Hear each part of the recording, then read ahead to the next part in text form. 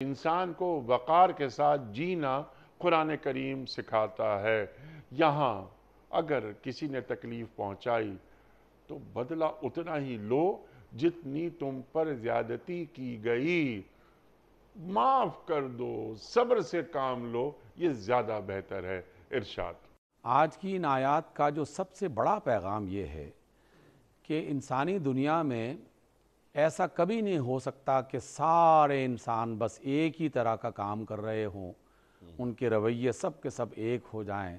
اس میں اونچ نیچ ہمیشہ رہی اور آج بھی ہے اور آئندہ بھی رہے گی۔ خیر اور شر دونوں قوتیں انسان کے اندر ڈال دی گئیں اور اسے بتا دیا گیا کہ ہم تمہیں آزمائیں گے اور اسی آزمائش میں کامیاب ہونے کے نتیجے میں تمہیں کامیاب قرار دیا جائے گا۔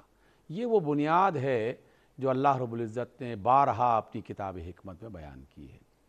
اچھا، جب یہ بنیاد رکھ دی گئی تو ہمیں پوری عالم انسان کی تاریخ یہ بتاتی ہے کہ کسی کے ساتھ اچھا سلوک ہو رہا ہے، کسی کے ساتھ برا سلوک ہو رہا ہے، کسی کے اچھے کام کا بدلہ اتنا نہیں دیا جا رہا کہ جتنا دیا جانا چاہیے، اس سے کم دیا جا رہا ہے، کسی کے گناہ کی سزا یا جرم کی سزا اس سے زیادہ دی جا رہی ہے کہ جو اس نے جرم کیا ہے، یا اس سے بہت کم دی جا رہی ہے۔